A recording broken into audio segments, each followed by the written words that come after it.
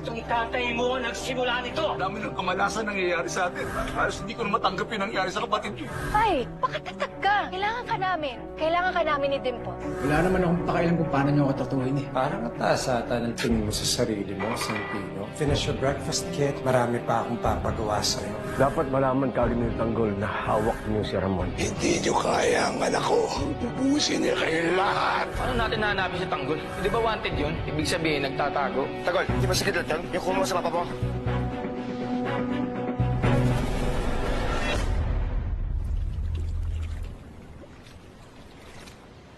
Ponggay! Ponggay!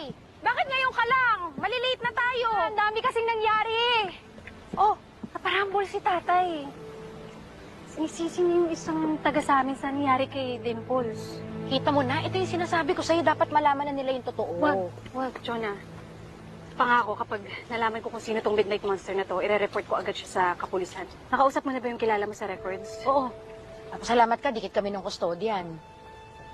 Salamat, Jonah. Alam nga nanganganib yung pagkapulis mo sa ginagawa natin. Pero ang tanong ko lang, Ponggay, paano kapag mayroong nakaalam na nag-iimbestiga tayo? Katulad ni Sir Pogi, o di kaya ni Sir Dimagi ba? Alam mo namang mainit ang ulo niya sa'yo. Basta. Diba, promise ka sa akin, walang makakaalam nito. Wala kang sasabihin na iba. Kasi ang iniisip ko, baka bigla nilang ikulong si Dimples pag nalaman nilang Walker yung kapatid ko eh. Sige, Gets. Ha? Oo. Tara na.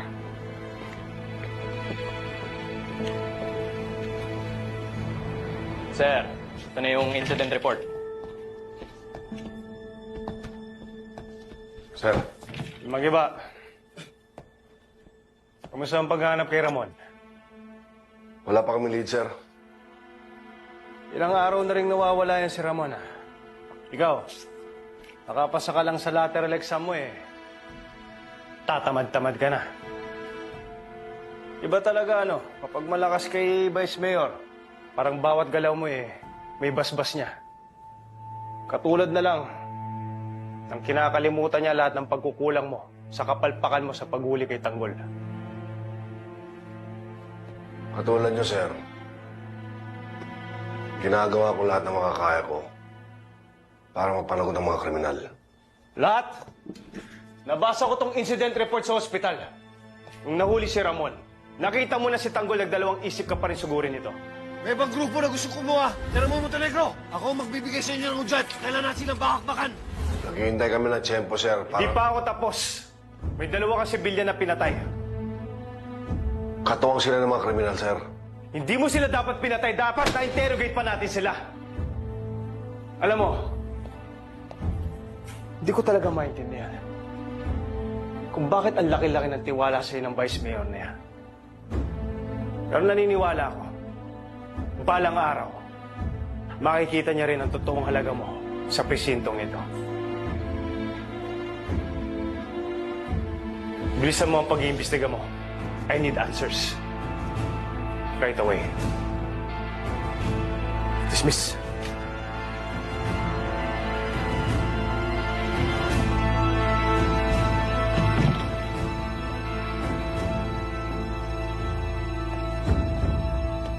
Lieutenant, sa tingin mo ba mahahanap niya ni Dimagi ba si Ramon Montenegro? Alam mo, matagal na niyang inuhuli ang kriminal na yan, eh. Pero hindi niya mahuli-huli. Nung nasa kamay na niya, nakawala pa. Ang isang pulpul na tao, kahit ma-promote pa yan, pulpul yan. So tatandaan mo, ha? Habang buhay si Dimagi ba, isang malaking palpak yan.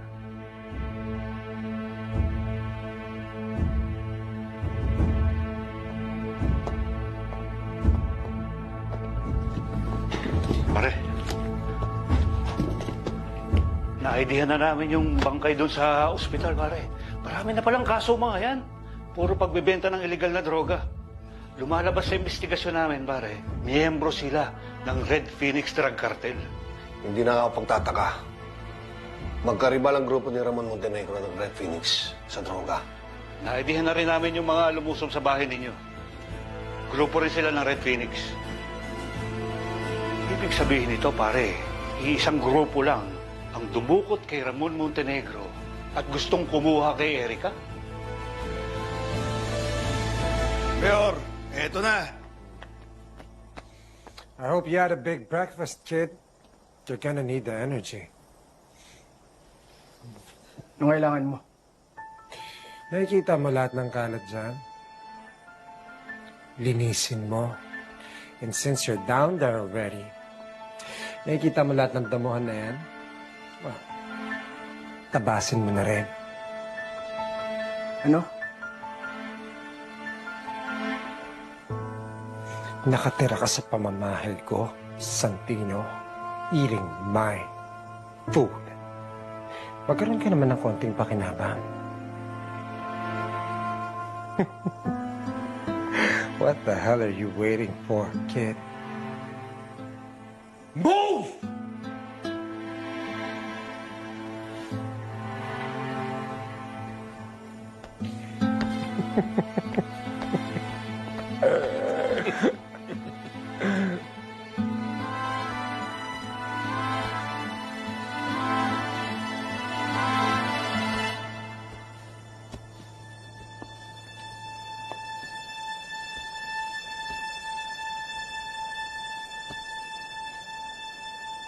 Work, kid.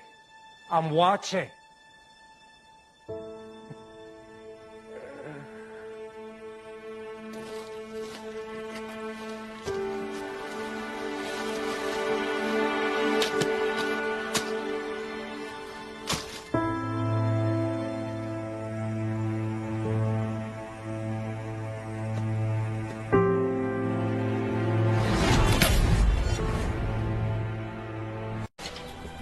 Yung mga banyera na yan, lipat mo dito sa kabila. Gawin mo na.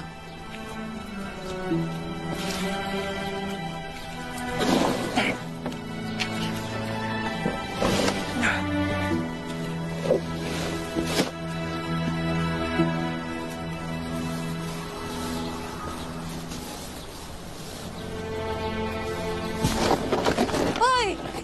Ano nagawa mo dyan? Naglilinis lang. Patapos na rin to. Mang Erning! Po, Bakit mo naman pinasa kay Santino yung trabaho mo? yung Amerika, si Sir Miguelito po nag-utos nito. Pumayag. Talaga tumutulong na naman ako sa gawaing bahay eh.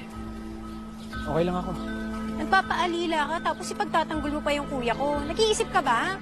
Lahat na lang ng mali, babaliwalain mo? Wala nga lang to. Ay, naku ko sa'yo.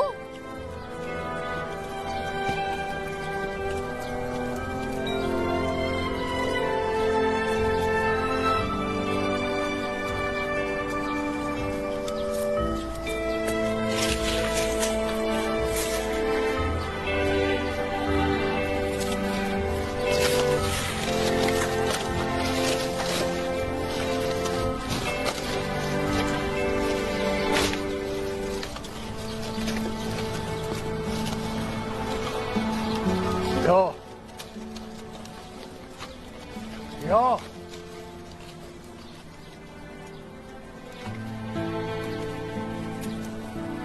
Halika.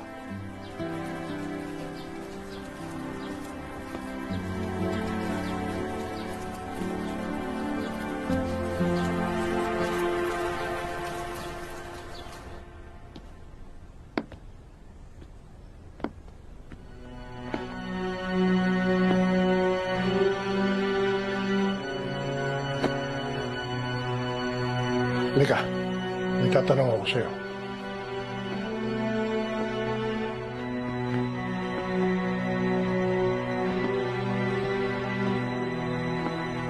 Maupo ka dyan. Maupo ka.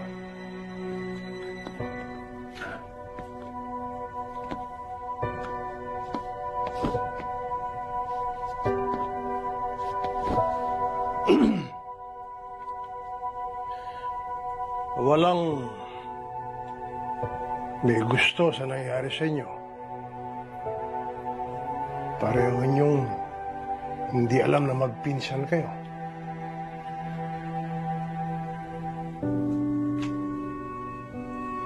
Ano na nga uling pangalan mo? Santino. Santino. Masyadong banal pakinggan, ah. Sabihin mo nga sa akin, kumusta ang relasyon niyo ni Marites? Anong tawag mo sa kanya? Mama? Nanay? Nanay po ang tawag ko sa kanya. Ang totoo po, mahal na mahal ko po si nanay. Nang bumukod po sa amin si Kuya Tanggol, ako na po yung naging kakampi ni nanay. Bakit bumukod si Tanggol? Hindi ka ba malapit sa kanya? Malapit po kami noon. Eh ngayon, Ngayon, hindi ko po alam kung nasan siya eh.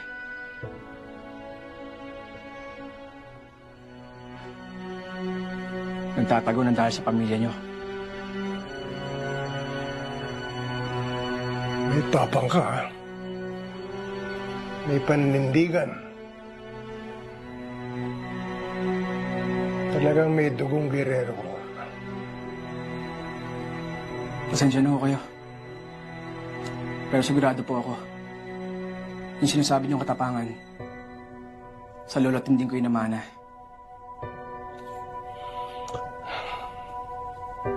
Palagay ko nga.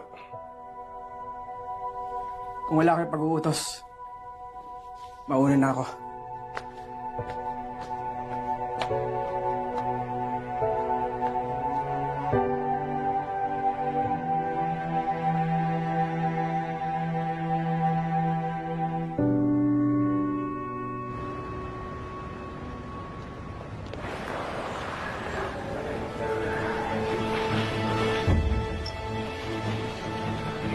Dito ho tayo.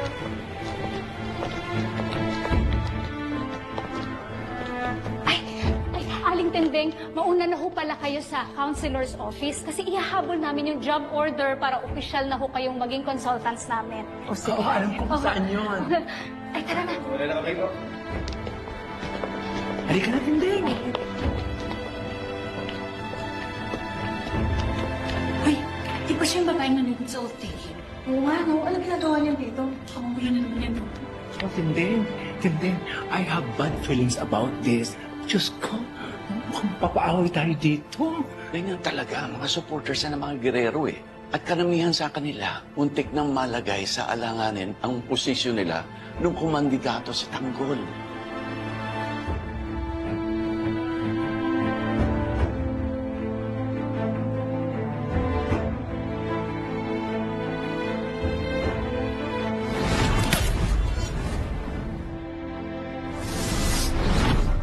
Congratulations, Mayor Miguelito Guerrero, and here's to a prosperous term as mayor from RB Borromeo and the Borromeo Group of Company. Umiepal yang si Borromeo kasi ang daming zoning violations sa mga negosyo niyan. Tsaka, lagi yan nagpapasalba kay Roberto para hindi siya ma-ok. Oh, and now what, Ma? Ngayon hihingi siya sa akin ng proteksyon, di ba? That's fine by me, Ma. Just make sure na tama ang bayad nila. Tama. Look at all of this. So many gifts. Jason. Mayor! Oh, Wow. the more the merrier. More gifts. Mayor, galing kay Mr. Ong ng Binondo. Nadaan dun sa dati mong sekretarya. Another day, another watch, Jason. Padulas niya yan. Magpapatayo yun ng mall eh. Sandali lang, mo lang ipapatayo na ito at ito lang ibibigay niya sa akin. Ano to, kuripot? No deal, Ma. Tell him no. Baka naman paano lang yan. Down payment. Ganun. Ito nga, ito lang hinihingi niya. Ito na yung binigay.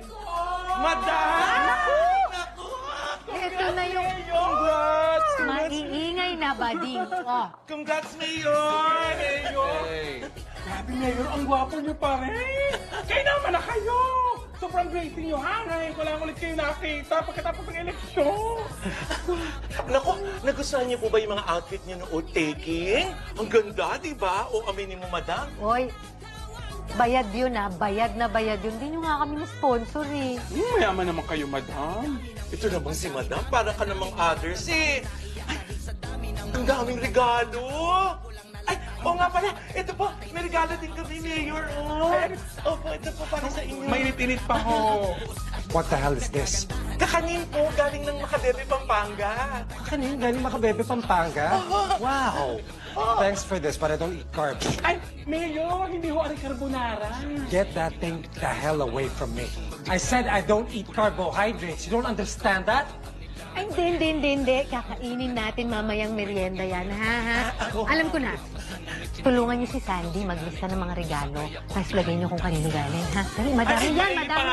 Kaya namin yan. Stay away from the watches. Yes, oo. Wala kayong ibubol sa dyan, Mama ha? Lou, may Louis Vuitton. Sarap maging Mayor. Maging Mayor.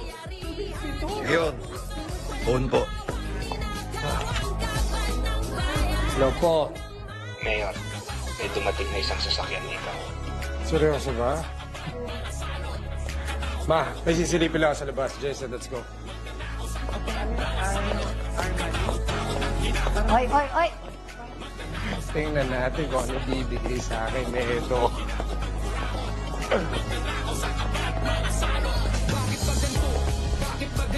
This is it? Boss, yan po pinadalang regalo. Congratulations daw po. Where the hell's a sports car, Paul? Ito lang binigay niya? Yes, boss. Gosh, walang utang ng loob. I will not forget this. Ikarahin mo na lang to. Yes, boss.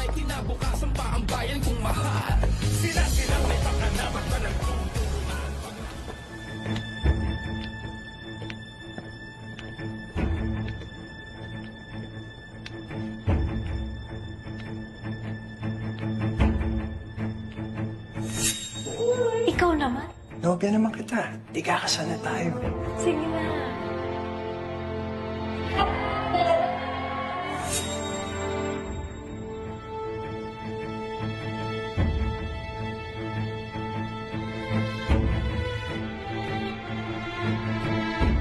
Mayor, Huwag kang magsusumbong, ha? Kung hindi papatayin kita, papatayin ko yung buong pamilya mo at ililibing kong buhay yung nobyo mo. Hindi ko naman sa'yo mag-uusap lang tayo.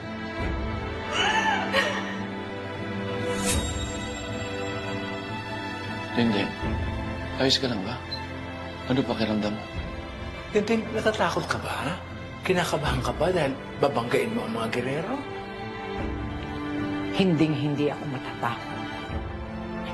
Handa akong harapin ng kahit ano.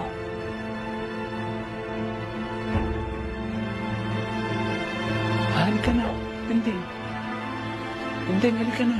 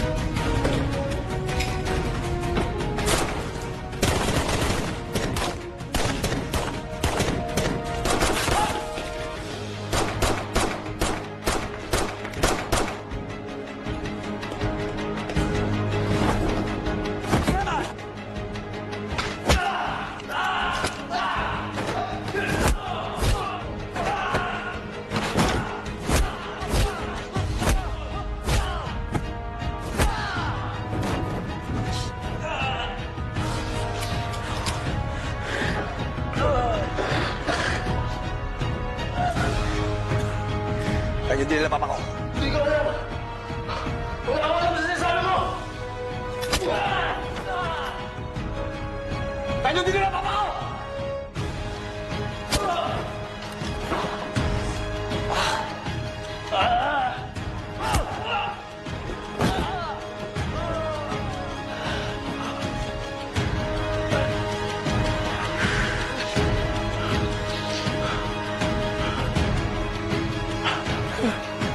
Sagutin nila, papa ko. Wala. Kapag hindi ka nagsalita, papatayin kita. Siguraduhin ko sa'yo. Nakakalat ang utak mo dito sa buong Quiapo. Huwag mo papatayin. Huwag, Tanggol. Sabihin ko sa'yo. Sa pabrika. Sa Del Fuego. Na namin dinala. Hayop kayo.